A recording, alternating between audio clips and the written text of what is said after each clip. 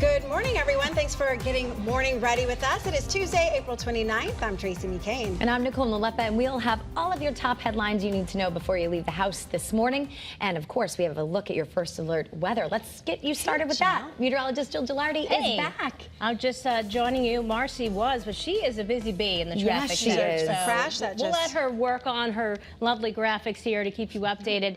But we have graphics ready to go with the weather. And you know what? Today's one of those days. It's going to be beautiful outside, but you know, we have drier conditions setting up, and we've got the winds that are going to pick up. So there is an elevated risk for fire concern. So, you know, if a spark gets going, it could cause a fire to develop and quickly spread. So just be cautious out there today, but enjoy the beautiful weather in Torrington. It is bright, just some like very thin high level clouds. That is it out there. So we're starting off with temperatures kind of all over the place. We go from 55 Torrington, 52 Hartford, 42 Willimantic. Last hour was like 39. But the day ahead features inland temperatures near 80, down towards the shoreline, upper 60s. Let's show you town by town how we're going to get. So 80 in New Milford, 77 Litchfield, 79 in Canton. Clearly all these numbers way above the normal high. That's about 66 degrees. So we're going to be spoiled today with these warm temperatures, more like June. Now, with the wind coming out of the south today, the shoreline won't be as warm as it was yesterday when we had that wind coming out of the north. So upper 60s to around 70 shoreline, inland mid upper 70s to near 80 degrees. But yeah, we're going to be talking about a small chance for rain tonight connected with a cold front. But before all that happens, we have to send it over to Marcy with an update on traffic. Girl, you ready to go? I sure am, Jill. Thanks so much for covering that and holding it down for me. Okay, guys, so busy morning right now, just all kind of popping up. So we've got West Hartford. We have a 3-vehicle crash. We actually have a camera to show you for that.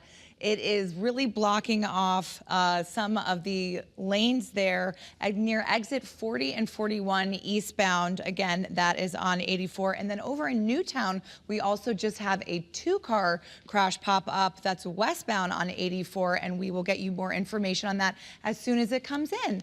And I'm going to have a little bit more for you in about 10 minutes. So that is your Connecticut Chevy First Alert Traffic Report, driven by your Connecticut Chevy dealers. All right, today marks President Donald Trump's 100th day in office. The president has made a lot of decisions since returning to the White House. So let's break down how they compare to his campaign promises. First, President Trump promised to add tariffs to other countries and lower prices for Americans. Inflation has gone down about 0.5% since he took office, but the Federal Reserve warns that tariffs will lead to higher prices. The president has made progress on plans to secure the border. The number of people illegally crossing the border has dropped significantly. However, his administration did admit to deporting a man by mistake without a hearing. And the president did not meet his promise to end the Russia-Ukraine war on his first day in office. Russian forces have continued to strike civilian areas in Ukraine. The president has also threatened to cut funding for colleges as punishment for not eliminating DEI programs. Doge and Elon Musk have been front and center in the first 100 days. Tens of thousands of federal employees have been laid off, and Musk has now lowered his government savings goals to $150 billion, which were originally promised at $1 trillion. This morning, a Channel 3 exclusive for you. We spoke to the man who reported a man accused of murdering a woman and leaving her remains at a cemetery in Groton. Take a look. He told me he was having problems with that lady and made some concerning remarks about how he could make her disappear. And if he did, they wouldn't come looking for him as a suspect. The case ended up sparking false rumors of a serial killer on social media. The suspect made a virtual court appearance from the hospital yesterday, and he's due back in court in June.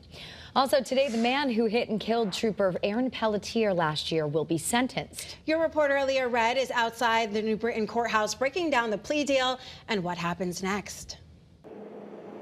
Well, it's 18 years. That's all Alex Oyola Sanchez will serve for the hit and run that took Trooper Pelletier's life. Now, he did plead guilty to manslaughter charges 2 months ago in February. And if he was convicted and went to trial, the max penalty would have been 20 years. In May of 2024, Trooper Pelletier was making a routine traffic stop on I-84 in Southington. That's when Alex Oyola Sanchez struck him and drove off, killing the trooper. After some digging, Channel 3 discovered Oyola Sanchez has a troubled past. 8 years before this, the killer was found guilty of murdering 3 other people in Puerto Rico, and he only served 9.5 years for those slayings.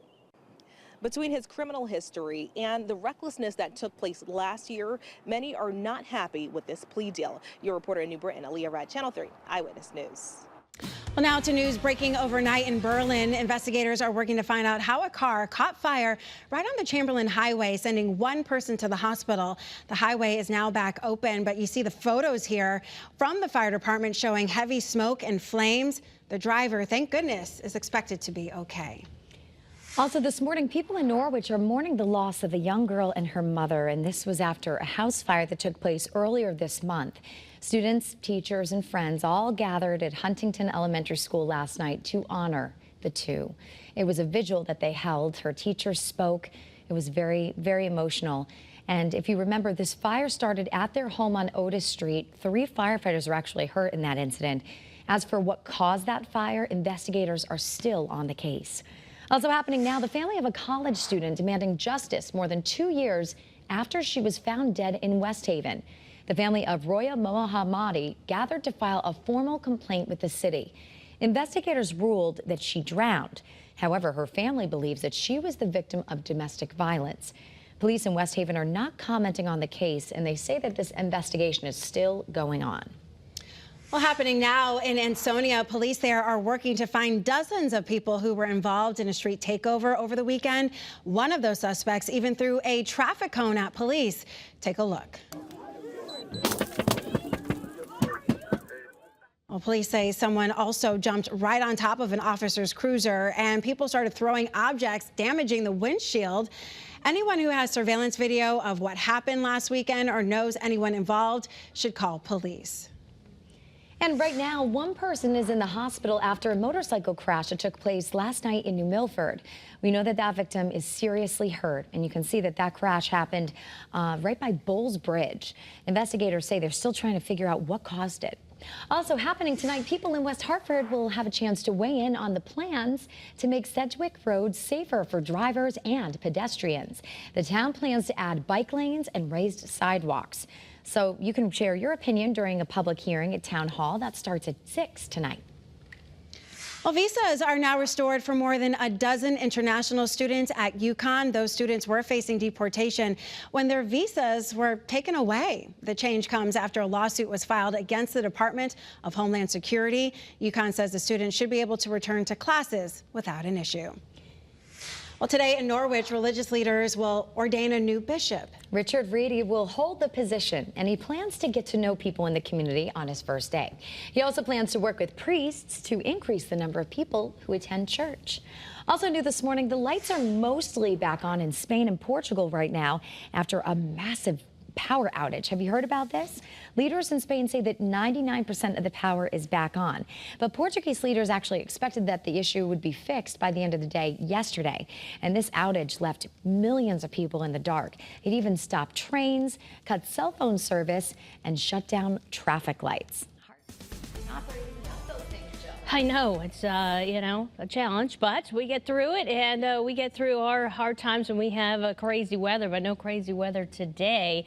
The only thing you'll need is maybe a light jacket this morning, especially like Willimantic, Tolland. It's a low 40s or once upon a time in those upper 30s, but then you go over to Torrington, it's 55. So really, it's really random, you know, what your temperature's looking like. And you can keep up with the temperature right now and the forecast for today through the First Alert weather app. So Torrington, for example, you'll be enjoying highs in the upper 70s with lots of sunshine. We'll get around 70 degrees for the high in New Haven and about the mid 60 degree range in New London. So yeah, June-like warmth today, but elevated fire risk is present, and then we're going to be turning unsettled. More on that coming up in the next 5 minutes.